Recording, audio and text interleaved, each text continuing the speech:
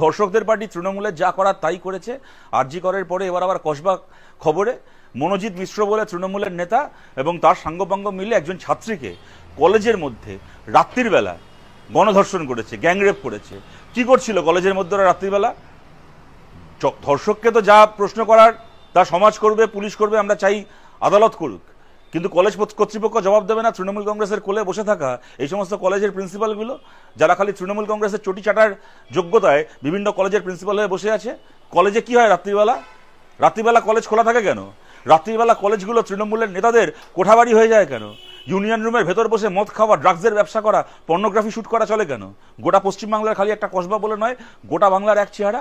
আরজি করার সময় আমরা দেখেছিলাম তৃণমূলের নেতা ছাত্রীকে, ফার্স্ট ইয়ারে ছাত্রীকে ডেকে পাঠাচ্ছে হোস্টেলের ঘরে নেচে আমাদের মনোরঞ্জন করতে হবে।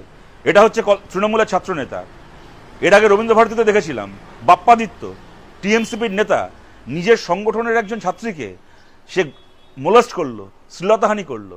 তারপরে তৃণমূলের পক্ষ থেকে, তৃণমূলের কর্মচারী সংগঠনের পক্ষ থেকে সেই বাপ্পাদিত্যকে স্টুডেন্ট অফ দ্য ইয়ারের পুরস্কার দেওয়া হলো। সে কেন স্টুডেন্ট অফ দ্য ইয়ার? সে ইতিহাসে, ভূগোলে, অঙ্কে, বিজ্ঞানে ভালো না, সে মোলেস্টেশনে ভালো, ভালো মোলেস্ট করতে পারে, ভালো করে শ্লীলতাহানি করতে পারে। ভিডিও প্রকাশিত হয়েছিল ইউনিয়ন রুমের ভেতর, একটা ইউনিভার্সিটির ইউনিয়ন রুমের ভেতর দেওয়ালে মমতা ব্যানার্জির ছবি টাঙানো, তার সামনে খালি গায়ে মদের বোতল নিয়ে নাচছে। এই যোগ্যতায় স্টুডেন্ট অফ দ্য ইয়ার, মাল খেয়ে মমতার ছবির সামনে নাচতে পারে খালি গায়ে, এই যোগ্যতা সে স্টুডেন্ট অফ দ্য ইয়ারের পুরস্কার পেল। একটার পর একটা কলেজে, ইউনিভার্সিটিতে গোটা 10 বছর ধরে, 12 বছর ধরে বাংলায় ভোট হয় না। বিনা ভোটে তৃণমূল কলেজগুলোকে, ইউনিভার্সিটিগুলোকে দখল করে রেখেছে। কোটি কোটি টাকা স্টুডেন্টস ইউনিয়নের নামে, কোটি কোটি টাকা বছর বছর পকেটে ভরছে।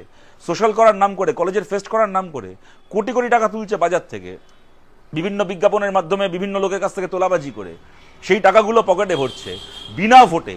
বছরের পর বছর এই কলেজগুলো চলার ফলে কি ধরনের ছাত্রনেতা এই কলেজগুলোতে আমদানি হচ্ছে আজ যে গোটা সমাজ দেখছে।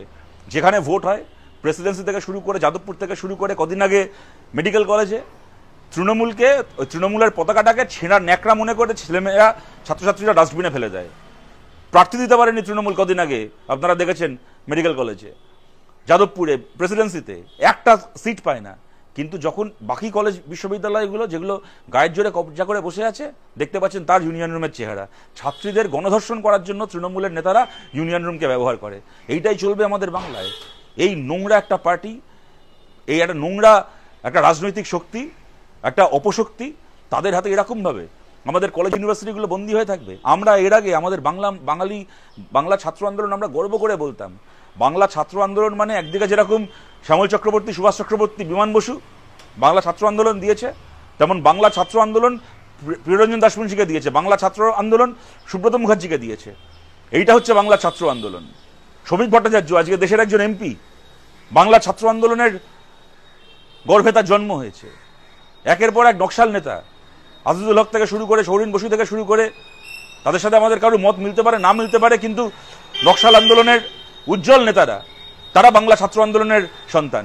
আর সেই বাংলা ছাত্র আন্দোলন মানে এখন তৃণমূলের এই নেতাগুলো, যারা ইউনিয়ন রুমটাকে মদের ব্যবসা করার, পর্নোগ্রাফি শুটিং করার আর গণধর্ষণ করার ঠেক বানিয়েছে তাদের।